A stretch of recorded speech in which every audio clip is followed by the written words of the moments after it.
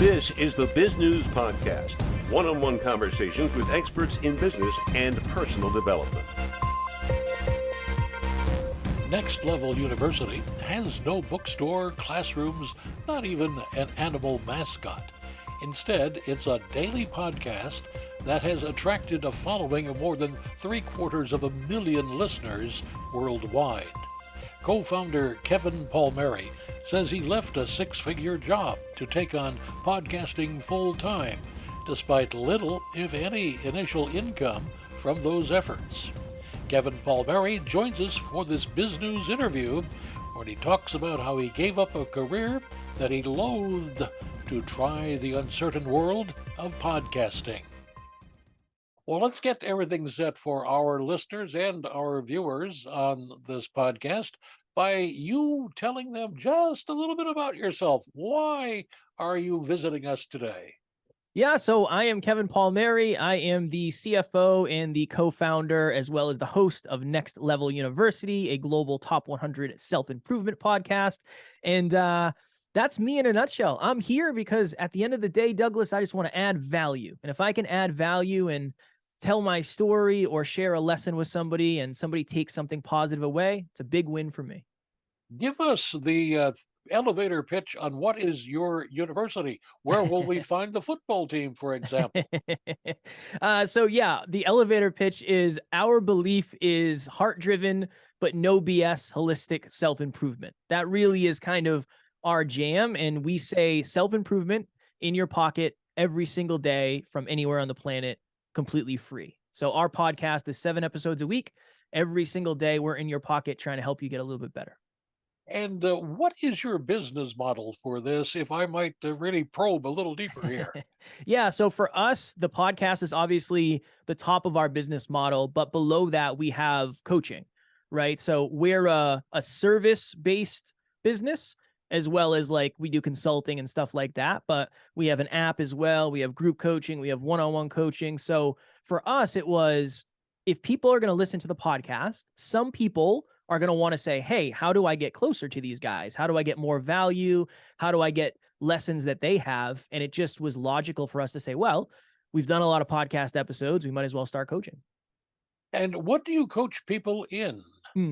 So my business partner coaches high-level businesses, and I coach people on podcasting as well as mindset. Those are really the two areas that I spend my time. He spends his time consulting with businesses. So it's a well-rounded approach. Podcasting and mindset, that seems like opposite ends of the football field. It kind of is in a way, but you got to think of it this way, right? One of the things I work with when it comes to podcasters is their mindset, right? A lot of people are being held back by themselves in anything, whether you're an athlete, whether you're a chef, an actor, an actress, a podcaster. So believe it or not, Douglas, it actually goes quite well, better than I expected. And tell us a couple of your success stories you like to talk to people about. One of them, I got reached out to on the internet one time by this young lady named Amy. And Amy said, Kev, I'm so afraid to start conversations. I'm at college. All these people are having these awesome conversations, but I'm so afraid to insert myself and look stupid or say the wrong thing. And I said, all right, Amy, this is what we're going to do. We're going to go to the mall, you and I. I'm going to meet you at the mall because you live close to me. We're going to hug it out, and we're just going to go approach strangers. So we met at the mall. We went to Starbucks. We got a coffee because I needed a little liquid courage, a little caffeine courage. And we went into this store that sold these beanbag chairs. And I said, Amy, I want you to go ask them how much it cost. And she's like, no, it's going to be so bad. I said, no, I promise you it'll go better than you think. She has a great conversation with the person behind the desk. We go to another store, same thing. We go to another store, same thing. We go to the food court, Douglas, same thing. By the end of it, she's having conversations with people on the escalator, and we're getting ready to leave. And for some reason, at this mall, there are these motorized zoo animals with wheels that you can rent. So there was like a giraffe, there was a lion, there was a gorilla. I don't know. Interesting business model. I don't know. You certainly have strange balls in New Hampshire. Yes, we do. So we're getting ready to leave, and we're walking past this thing where you can rent these zoo animals. And Amy said, Kev, if we were really brave, if we were really facing our fears, we would rent those things. And Douglas, I'm in the back of my mind, I'm thinking, oh, no, I don't want to do this. This is terrible. But I have a video of myself and Amy on my phone riding around the mall on these zoo animals. After that, she ends up going back to school, and she never believed she could. She didn't believe she was smart enough. She got a 3.9 GPA, so I think she did just fine. She ended up moving from a small town in Rhode Island to Nashville, Tennessee, getting her dream job, and now she is on our team, and she works with us every single day, helping us on the team. So at one point, somebody who did not believe they could have a conversation with strangers now is on our team and has conversations with strangers quite literally every single day. Now, let's talk a little bit about podcasting because that's what we're doing right now. Yeah. What got you into it? I was interviewed on a YouTube channel about fitness and about mindset and about discipline. And after that interview, which lasted maybe an hour and a half, I said to one of my friends, I said, imagine if you could do that for a living. I can't believe how fast that went by. If I could do that every day forever, I would be so happy and so fulfilled. And my buddy said, I mean, there's people out there that do it. So yeah, shortly thereafter, I ended up getting the equipment, and then I just wanted to sit down with people and have deep conversations.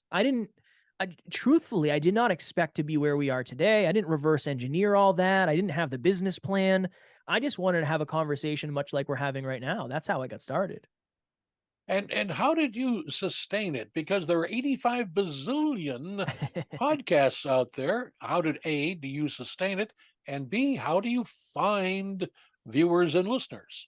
In the beginning, it very much was sustaining. So I had a 6-figure job when I started the podcast. I ended up very miserable, debating suicide at one point because of how much I hated my job and I was out of alignment in my life. Left that to go all in on podcasting. So when you say, how did you sustain it in the beginning? I sustained it on credit cards and grit pretty much in the very beginning. Eventually, it got to the point where I started coaching people for free. I would just reach out to somebody who I knew listened and say, hey, I'm looking to start some beta coaching. Is that something you'd be interested in? It's totally free. That's how it really started. But one thing we're really focused on is meeting our community. And all I mean by that is this. I still do all my own social media, and I try to send a message to somebody every single day who I know listens to the show. Just hey, Douglas, I hope you're well. Hey, Chris, I hope you're well. Hey, Brittany, I hope you're well. Because I think we forget that just because somebody was a listener once does not mean they're a listener always. Just because somebody was a customer once does not mean they're going to be a customer always. So it's built into our systems to make sure we're building real, authentic relationships with people that we know listen. And the shortest form I can give you is our business model has a lot of opportunities for people to self-identify. All I mean is there is a lot of freak stuff where you can show up and we can say, oh, Douglas, I've never seen Douglas before. I didn't know Douglas listened to the show. Interesting. Now we can focus on building a relationship with you. I see. Okay. So how many years have you been at this? I started in April of 2017. So we are, what's that, 6 years? Yes. Pre-COVID. Yeah. Yeah. Pre-COVID. Yes. Yeah. In the beginning, it was a passion project, and we were just trying to figure it out, how to grow, how to make money, and how to become better speakers, really. If coaching is the main revenue stream for your company, where does podcast fit in? Is it a loss leader or something else? For us, the podcast is free value. Really. I mean, we're very blessed where we have a team, an in-house team that does all the audio editing and all the video editing. So that's great. The other thing for us, though, is the podcast is the credibility we need to help other podcasters, right? We're 1,320 episodes in, and I get to do this full time now. And I know a lot of people, that's their desire. So that credibility, in a way, yeah, it is a loss lead, but it's also what gives us the credibility to actually be able to help our clients. That's a big part of it. And the other part of it, too, is there's a mastery component where we plan on doing 7 episodes a week for as long as humanly possible, because I want to be the best podcaster I can possibly be. So part of it is also the more episodes I ultimately do, the better I will ultimately become. There's an aspect of that as well that's kind of hidden and I would say not necessarily visible to most people. Okay, so you have been at this for 1,300 episodes, Yes. 7 days a week. Do you ever say to yourself, oh man, I can't get up this morning and do it again? Yeah, of course. Of course. I used to think, and maybe you're of this mind, I don't know. I used to think that if you love what you do, you never work a day in your life. And then I started doing what I love, and it's like, no, no, no. There's still some days where I don't want to get up and get after it. So yeah, 100%. It's hard to come up with topics. It's hard to come up with stories, but I think it's important to remind yourself, for me at least, that at one point this was all a dream, right? If you want to be humbled, you got to remember at one point nobody knew your name and nobody cared what you were doing, and still 99.9% of the population doesn't know your name most likely. So I like that because it helps to keep me humble, and it's, look, remember why you started this, remember what it was like when you started, and remember at one point you would have traded everything for what you have today. So you got to keep that top of mind. Do you think you would ever want to go into broadcast presentations, or will you stay a podcaster? I'm probably going to stay podcaster. I like being my own boss and being able to say whatever I want on my own platform. You know, there's a freedom there, and yeah, I can't imagine ever leaving podcasting. I have another podcast about podcasts, and at some point I think I'm going to start another one that's just conversations with interesting humans. That's probably a couple of years down the road, but I just feel like if you meet me in the streets and you say, "What do you do?" I say I'm a podcaster. That's like, I identify as a podcaster, so I can't imagine that ever going away. And when you identify as a podcaster, what's the reaction? It's interesting. It's interesting you asked that. It's a lot better than it used to be. Yeah, it used to be, I wouldn't say I would get laughed at, but for many people, the assumption that you're a podcaster means you're broke and you're probably not up to much. Now I have this joke with my wife where when we go to weddings, eventually it turns where people start asking me about podcasting, and I become kind of like the cool guy at the wedding, which is interesting. I never expected that. So I think in the beginning it was surrounded with doubt. Now I just think it's a novelty, right? I mean, how many people do you know that are professional podcasters? So I guess it's now cool, which is nice, and it makes me feel good. Where do you see the industry going, and where will you be in 5 years? My goodness, 5 years, 365 times five. We'll have another almost 2,000 episodes. So we'll be sitting around, almost 4,000 at that point, or 3,500. The industry, I think, is going to a place of video more than anything. I think that it's interesting because the industry is created by the outliers. And I think people forget that, right? The biggest shows in the world don't play by the same rules as the small shows who just started. So I think it's going to become far more scalable for your average human and far more realistic to make money. There's already things being rolled out where if you have 1,000 downloads a month, you can make, I don't know, $15 or something. Again, it's not life-changing money. No, that's not even McDonald's money anymore. But, in the very beginning, I mean, I've talked to a lot of people who just say, well, we just want to cover our expenses. It's costing us $50 a month. We just want to cover our expenses. Cool. That is coming for most people. I think the other interesting thing is I do believe when the barrier to entry gets lower, the failure rate gets higher. So it's going to be even easier and easier and easier and easier to start podcasts, which means I think in the grand scheme of things, it'll be even harder to last the long road. Now, I see two things there that a would-be podcaster needs.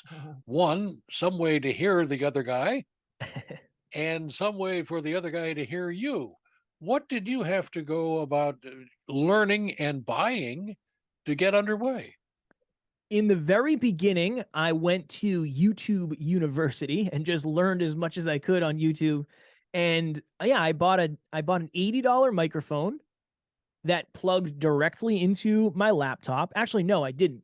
I actually had, for the listeners, they won't be able to see this, but I have a mixer here and I have the first mic I ever used right here. And I just I learned how to audio edit, and then I learned how to video edit, and then I practiced my speaking, I practiced my interviewing skills. I try to learn as much as I could about marketing and social media. But in the very beginning, all I had to do was buy an $80 microphone, and I bought like a $150 mixer, and that was it. I was off to the races from there. It's the interesting thing is now you don't even need that. You can use your cell phone.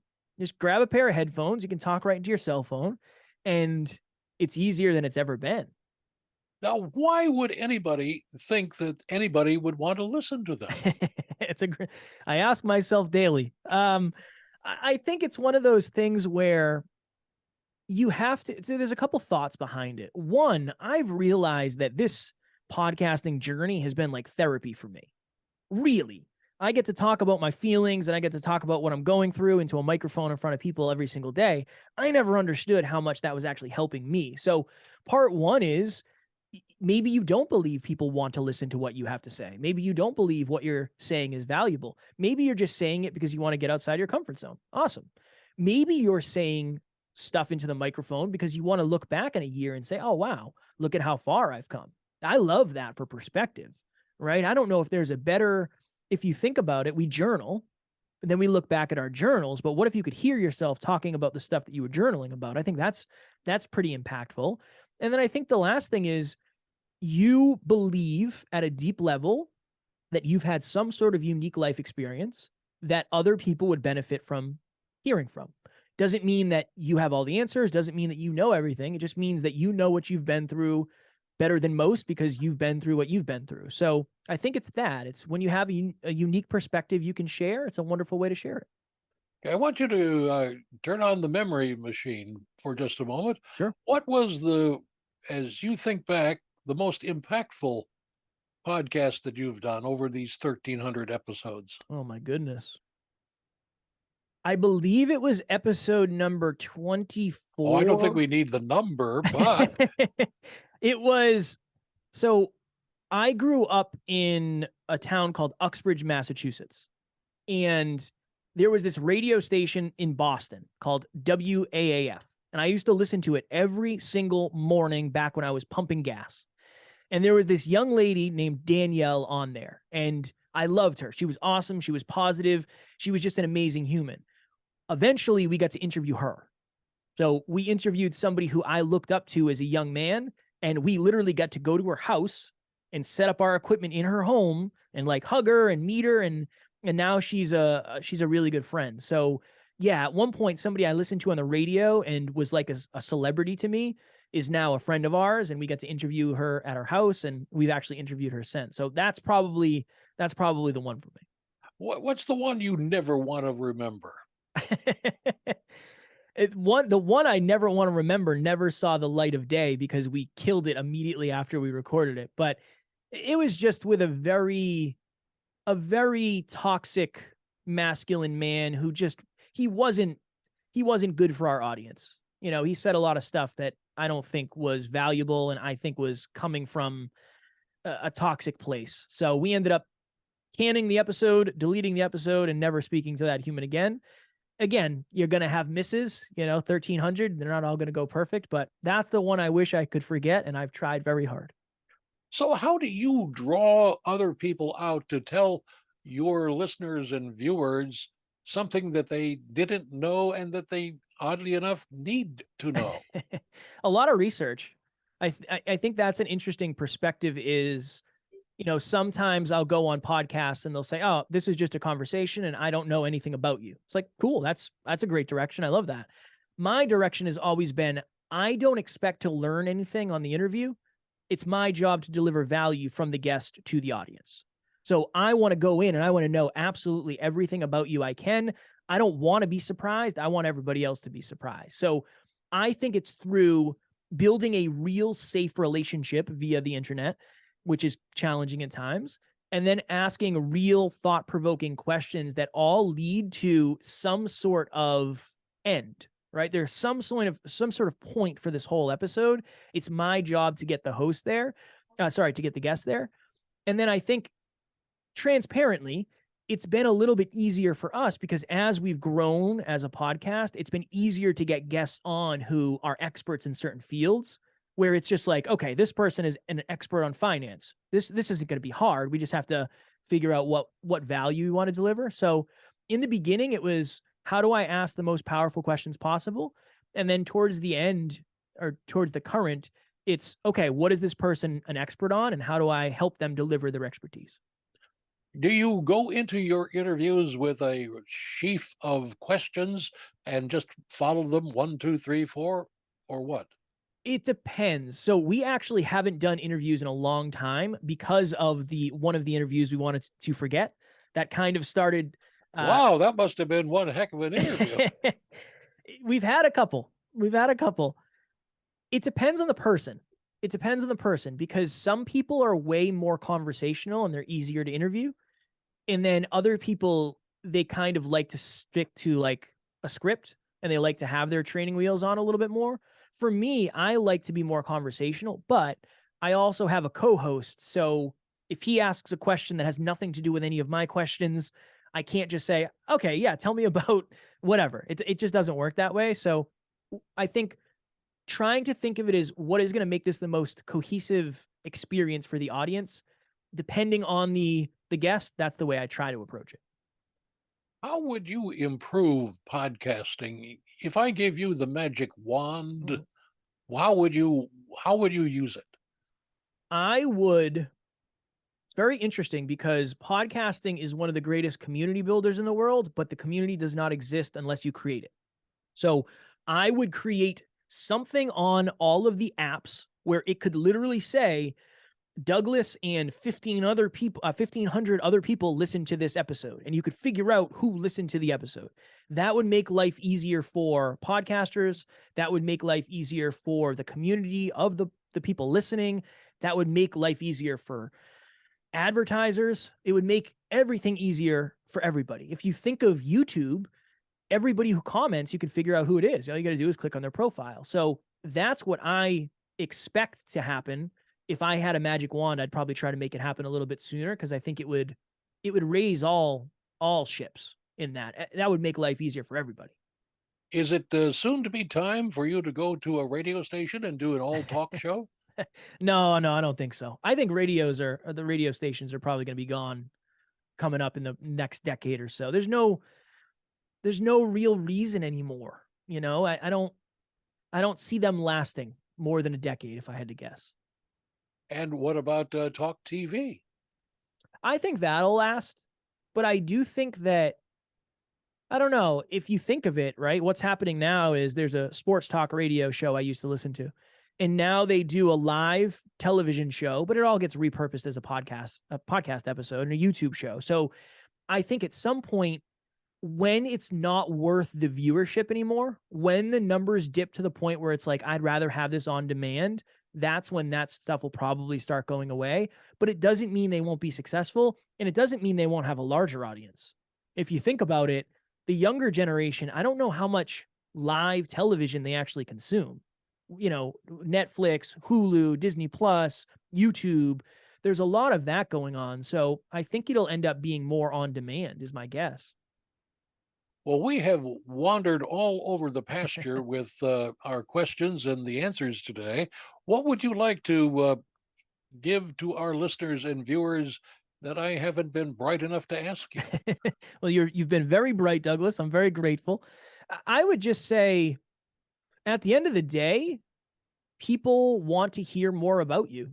Not everybody, but there are certain people who want to learn more about you. And if they learned more about you, they'd be more interested in you. So find a way to share your story, share your message, share your passion, share your purpose, share your pain.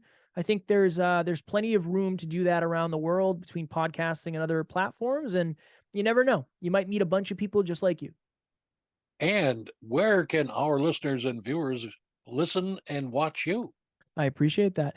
All you got to do is search Next Level University. We're on all the podcast platforms, and we're on YouTube as well.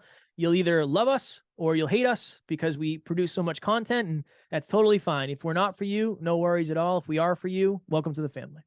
And we need to get that university sweatshirt. Do you have a bookstore we can go to? Not yet, Douglas. I'll send you one. You'll be the first one to get it. Thanks a lot. You've been watching the Biz News Podcast. We welcome your input. Send your email to editor@biznews.com. Thanks for watching.